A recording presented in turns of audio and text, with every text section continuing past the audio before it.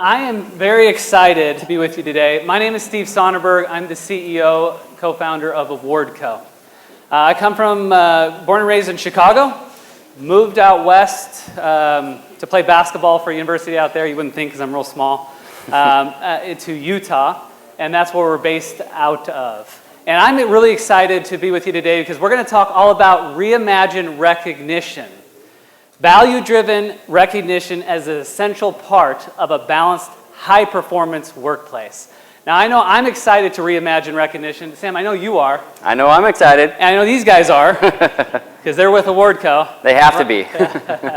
and I know at the table back there, those guys are, because I had lunch with you guys. So excited to be with you to talk about some of these things. Now, Awardco, we're based in Utah. And we're about 45 minutes south of Salt Lake City in a town called Provo. That mountain is called Mount Timpanogos. It's literally a view of one of our conference rooms. And right behind that mountain is a resort called Sundance. We love to go skiing. And we ski all the time. In fact, our employees will go. It's often they'll leave for an hour and they go down the mountain 3 times. And they're back within an hour. So pretty cool. But now I love being here in Boston out east because I love the accent. And we're going to teach you something a little bit about Utah, what we call that. And I'm not originally from Utah, so I need Sam's help. I am. I can claim Utah. I'm a born and raised native Utahn. I wanted to ask Marcus, smooth voice British Marcus, to say this because I could listen to him speak all day with that accent. But what is this big mass of earth? Anybody want to shout it out? A mountain? No, it's wrong. Wrong, Steve. This is a mountain. That's what we say in Utah. It's a mountain. And the stream that comes down from the mountain, it's not a creek. It's a crick. Right up from Mount Timpanogos is a reservoir called Deer Creek. So you set down in a creek by the mountain. That's Utah. So now when you come out to Utah, you know a little bit about how we talk. Now, let's get just a little background about Awardco, where we come from. Now, let's get into the presentation. We're going to talk about reimagining recognition. And first, with reimagining recognition, you need a purpose-driven organization. It's not necessarily just to make money. People want to belong to organizations that have an amazing purpose that they believe in. And with Airbnb, I love how they exist to encourage exploration. Nike, we exist to ignite potential. And Tesla, we exist to change the planet by pioneering innovation in transportation. So we constantly are thinking about this at Awardco, and we exist to recognize the good in each of us and reward the value we bring to each other. And I love every Tuesday, I missed it today, at 9 a.m., we have a big meeting called RTG. It means recognize the good. It's our all-hands meeting. We do have some people coming back to work. We have a flexible work environment. But a lot of people come to that because we focus on the good. And it really drives our purpose. And today we actually announced something called Goodness Grants to recognize people in the community doing good things. And we want to reward them a monetary gift and let them spend it on themselves. We want to reward their efforts. So that's constantly things that we're always thinking about at Awardco. We're going to tag team a little bit, and we're going to do a little bit of baton passing because there's one of these guys. So hopefully that's not too awkward. So we've been talking about organizations thus far, and that purpose-driven organizations outperform the stock market, right? These are things we want to strive for, is to have a purpose. And as we heard earlier today, people are not leaving for compensation. People are leaving because they don't feel that purpose. They don't feel like they're making a difference, right? But everybody in this room is also part of an organization, and there isn't an organization in the world that isn't made up of people, right? We are just one individual in our organizations, but every organization is made up of tons of people. And people have needs. I'm sure everybody in this room is probably familiar with this triangle, this pyramid, in one form or another. It's kind of one of the most basic human psychology principles you may have seen, maybe when you took that human psychology class in college. This is Maslow's Hierarchy of Needs. Fun fact, Maslow never proposed a triangle or a pyramid, but it is a great visualization to illustrate what he's meaning. And the basic gist of Maslow's Hierarchy of Needs is that human beings have certain needs that need to be met before more advanced needs can be met.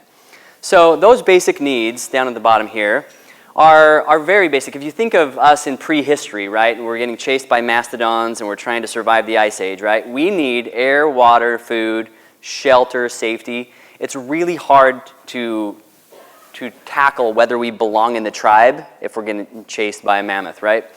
So when you satisfy those most basic needs, then you can start to work on those others, or they kind of come to the forefront. Those are psychological needs and self-fulfillment needs. Now in business, how have we solved the bottom two? You may not think we have. But that's where compensation fits in, right? I'm hopeful that everybody in this room is paying everyone a livable wage so that they can satisfy those basic human needs. If not, we need to start having that conversation. But at Awardco, we do believe that recognition is uniquely fitted or uniquely situated, how about that, to satisfy our psychological and self-fulfillment needs. Things like community, connection, and friendship, achievement in that esteem area, self-esteem, self-fulfillment, that's where the magic happens in all of your organizations, the creativity, the problem solving, right? Impact and improvement, that's where self-fulfillment lives.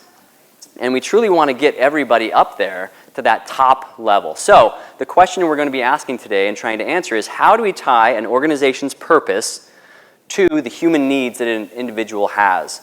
And why would we want to do that? So those human needs that we have are tied to very powerful and intense psychological, biological processes in our brains, right? We have all sorts of chemicals up there, and most of us don't understand them. I don't. But as you progress up this hierarchy of needs, the chemicals in our brain shift a bit. On those bottom mastodon chasing moments, we're fueled by adrenaline, right? We're just trying to survive. But as we progress up that hierarchy, that's where the serotonin kicks in, and the oxytocin and the dopamine. Powerful chemicals that create meaning and happiness and lasting memories and connection.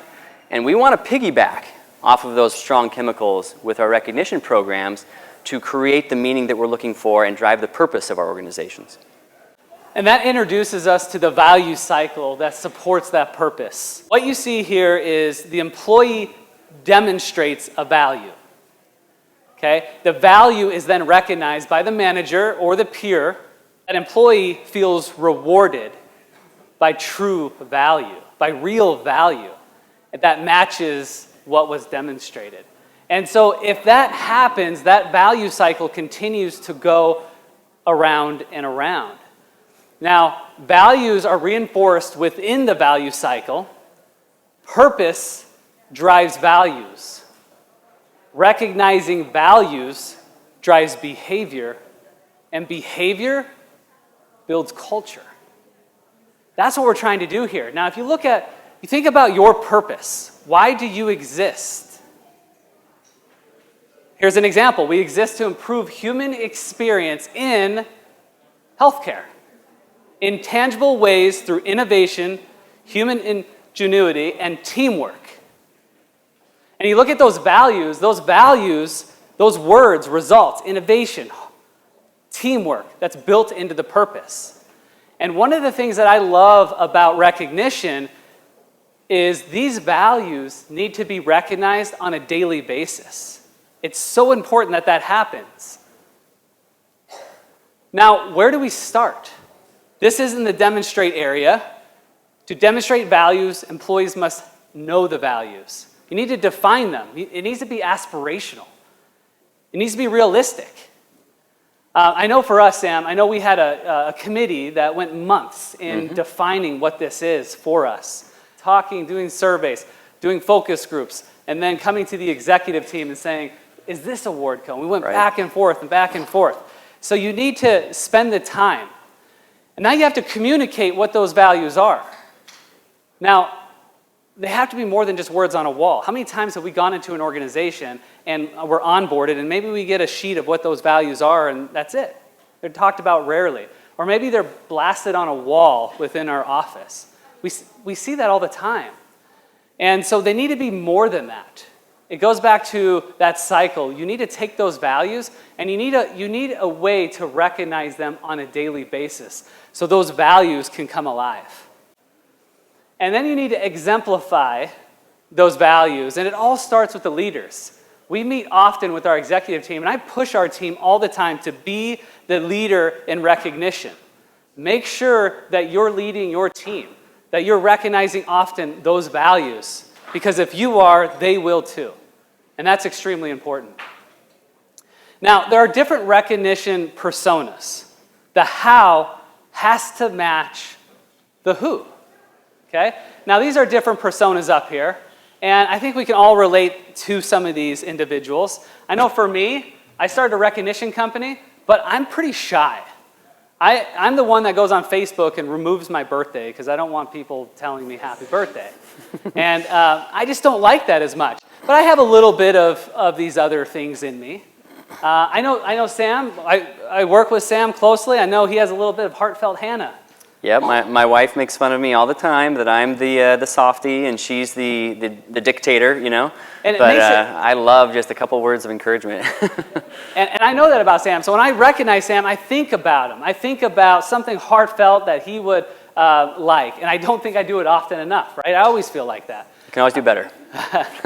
But think about who you're recognizing. Think about, you have to know your employees. Now, on the reward side, what do human beings value? And it's not always just cash, by all means. You know, if you can get the employees feeling in such a way where they have these type of words that you see here, then that recognition matched, that reward matched what that employee wanted. And that value cycle will continue to happen.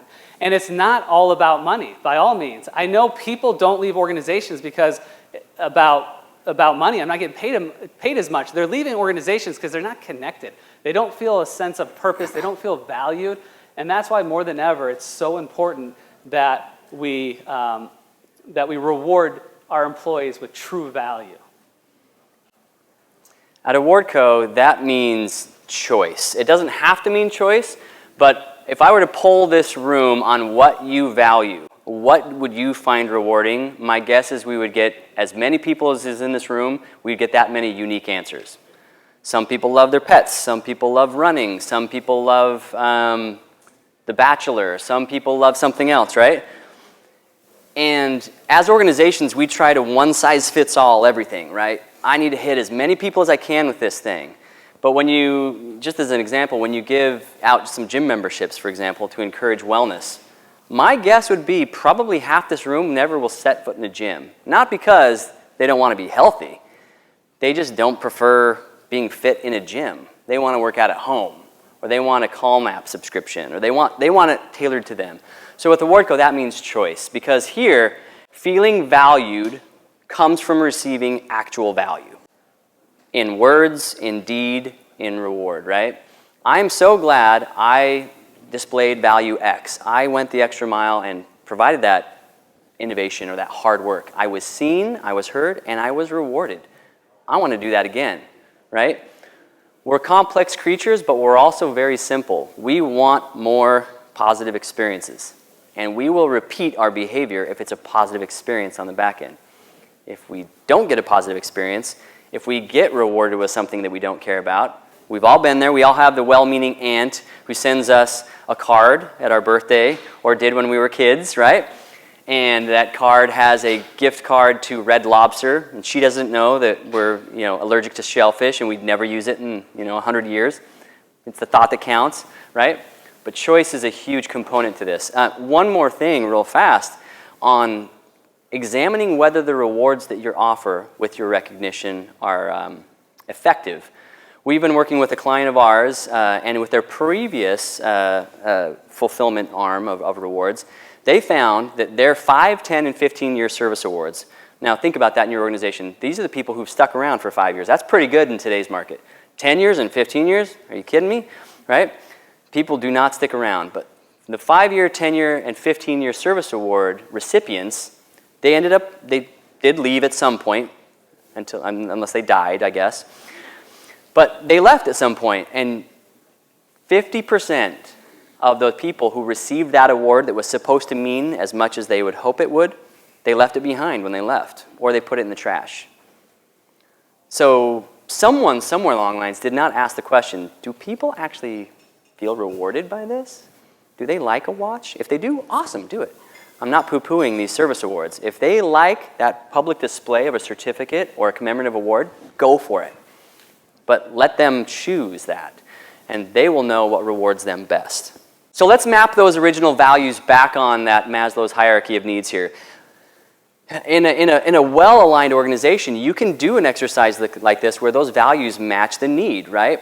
You may say you value teamwork. Well, that's a belonging play. You want to help people feel belonging in the organization, and teamwork is the way to do it. Innovation, hard work, and problem solving, those are achievement-based values. They cannot be given, they have to be earned. And then lastly, if you do value results and excellence in their specific category, that's something that isn't earned by many. That's above and beyond. That's an exclusivity play. And at Awardco, we do believe that you can hit all three of these without getting overly complicated. For belonging, we think you should be celebrating everyone, regardless of their status, regardless of their achievement. By virtue of a person coming to work in your organization and giving 365 days a year to you, we should be celebrating them. And then recognize your high performers. This is something that, again, has to be earned. It can't be given just to everyone. And then rewarding your MVPs, and that level of reward needs to rise. Otherwise, if people are really excelling and giving a ton of business value to your organization, and then they get a pen, that can be a little bit underwhelming, and that reward cycle is broken. They're not going to repeat that. And thank you, Sam. You know, I'm going to focus a little bit on these steps. I'm going to talk about example programs at Awardco. This is a way you can create a well-balanced recognition strategy for your organization. I think a lot of people forget about the belonging state here. They miss opportunities to recognize, just for the onboarding program, a way to recognize them. I know some people do that. Some people kind of miss that opportunity. I look at that 90-day boost program. At Awardco, we help organizations recognize on day 1, day 30, day 90, and we give them some inspirational messages. We recognize, we allow other employees to jump in and to recognize, to pile on. Service anniversaries, every year should be celebrated. It's a great milestone. Birthdays, holidays, these are a lot of simple ways that you can recognize your employees just for belonging. And we hear so much about people leaving because they don't feel this connection. Create a culture of recognition by creating an awesome baseline of recognizing your employees for belonging. Now we go to the next step. We go to recognize, where this is where your values could be recognized, the Values Spotlight program. That's one of my favorite things at Awardco. As an executive, we now have over 400 plus employees, and I don't know everyone now. I used to. It bothers me I don't know everyone. But I love our purpose. I love our reason for existing. I love our values that support that purpose. I can see every day all our employees when they are hitting a value. I can click on one of those values and I can read all the stories of how they are achieving that value. And I love it. It connects everyone together. You know, you can do 3 or 4 programs in the belonging. You can do 2 to 3 in the esteem. And then our highest level is the reward. We call it the A-team. The A-team is like a rebranded employee of the month. Every employee gets one nomination of why someone deserves to be on the A-team. And then that winner is selected based on the executive team. And then in our RTG meeting, our every Tuesday meeting, we do this once a month, we then announce the winner, but we partner with Cameo. And Cameo, we usually find out who that employee likes, and then we have that celebrity come on over the loudspeaker and announce who the winner is. And it's exciting. There's energy. This last one was Simple Plan. Anyone like 90s punk rock? Anyone know Simple Plan? He came on and recognized the individual who won, and he sang her a song. That's pretty cool. So you just got to take it to the next level here. All right, and truly, if you want to advance a few, we're gonna wrap up here.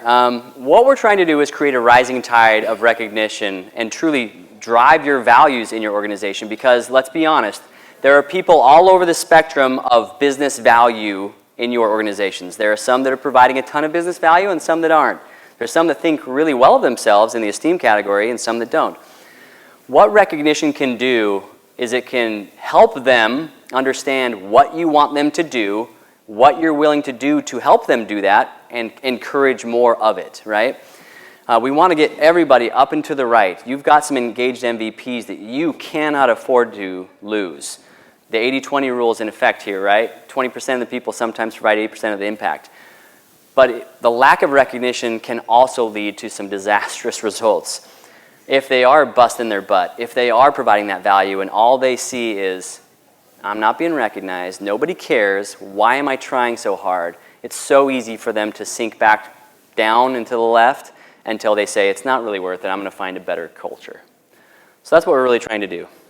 And just to wrap everything up here, purpose informs values. Recognizing values drives the behavior, and value-driven behavior builds culture.